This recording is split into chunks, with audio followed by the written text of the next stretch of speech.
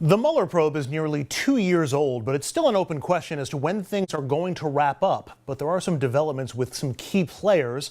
The sentencing date for Rick Gates has been delayed at the request of both Gates and of Robert Mueller. Gates is a key figure as he was deputy campaign chair, a Manafort associate, and he also played a key role in the Inaugural committee, which is also under investigation. Joining us now to discuss that and more, former federal prosecutor Roland Riopel. Hi, Roland. Hi, Andrew. It's a pleasure to be here. So let's start with Gates. His sentencing date has been delayed at the behest of both Gates and Mueller's team. You believe that's significant and not particularly good news for either the White House or the president? That's my belief. If Mueller and the Southern District were willing to proceed with Gates, that would be telling us that he has given all the information he can and that there's no likelihood they'll need him to testify in the future at this point. That's clearly not the case. So I think Gates is continuing to give information about the campaign. The fact that Manafort ultimately did not cooperate increases Gates's value on Russian interference during the campaign. And, you know, Gates was chairman of the Inaugural Committee, and we know that the Southern District is looking hard at that. So my very educated guess is that he's providing a lot of information in that realm as well, which could ultimately be very threatening to Ivanka Trump and Mr. Trump himself, depending on where the money went in the Inaugural Committee. So stay tuned. It may take a little longer to get through this, but I think the fact that Gates's testimony has been sentencing has been postponed is a clear indication that there's more to come there. Let's dig a little deeper on that, Roland. The Trump Inaugural Committee raised and spent more than $100 million, which is more than double any other inaugural committee ever. And they even had some money left over. As you mentioned, the deputy chairman was Rick Gates. Why would the focus, though, be on Ivanka from what we know? Because we know that she was very deeply involved in planning the inaugural. She had friends who got big hunks of money paid to them for organizing and participating in the organization of the inaugural. And the investigation would be to find out if any of that money made its way back to Ivanka as some kind of kickback or bribe or something like that, which seems possible given the enormous amount of money that seems to have flowed through the committee for third-rate entertainers and the like. What about money that may have flowed from the Inaugural Committee to the Trump Organization? Keep in mind the Trump International Hotel in Washington hosted a bunch of inaugural events and participants in the inauguration. Would it also be troublesome for the Trumps and the administration if it was the organization, the Trump business, that benefited? It could be. This could ultimately, of course, be violative of many laws. The emoluments clause of the Constitution itself could have been violated with payments of that kind. It could be that this was a way to conceal a bribe from Russia because we know that the Russians invested significantly in the Inaugural Committee and the inaugural ball. So there could be a lot of good reasons to follow that money into the Trump Hotel and into the Trump Organization and figure out where it went from there. That could prompt charges of any number of kinds. Shifting gears, this week, the first Mueller-connected case makes its way to the Supreme Court. This mysterious, unnamed foreign government-owned company has been subpoenaed by Mueller, has refused to cooperate, and then appealed a ruling against it to the Supreme Court. Such a mystery that they didn't name the company, and they actually cleared out a couple of floors of the courthouse where the last case was being heard so nobody would see what was going on. What's your take on this case, what it could tell us about the Mueller investigation, and what it could tell us about the Supreme Court and how it might treat Mueller-related cases going forward? Well, the fact that the name has not been disclosed and secrecy has been the order of the day is not all that unusual or surprising. Remember, these proceedings involve a grand jury subpoena and proceedings before a grand jury, which are required by law to be kept secret. So the failure to disclose the name of the company and the intense efforts to keep the proceedings secret are not surprising.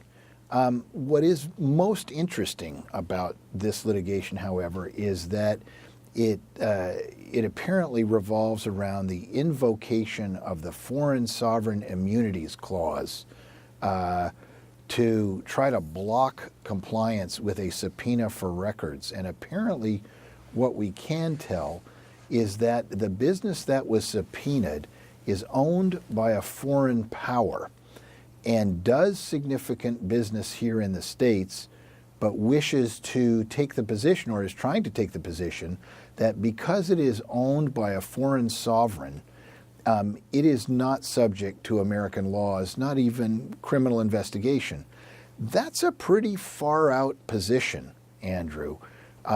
If a foreign sovereign owns a company that does business in the States, the general thinking is that if something occurs in connection with your business here, you've got to answer for it here.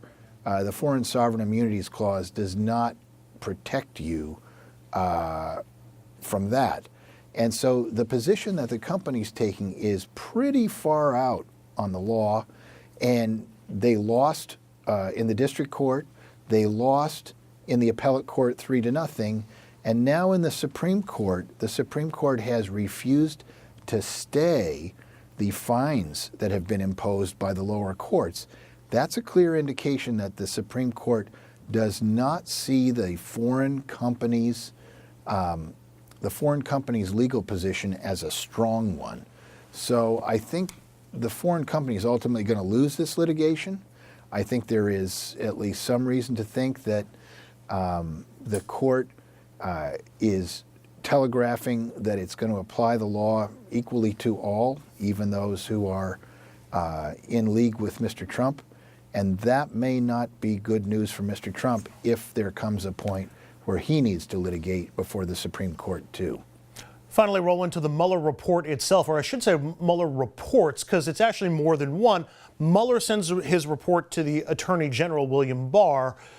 Then Barr sends it to a couple of different committees. He sends one report to the Judiciary Committees in the House and the Senate, another one to the Intel Committees in both the House and the Senate.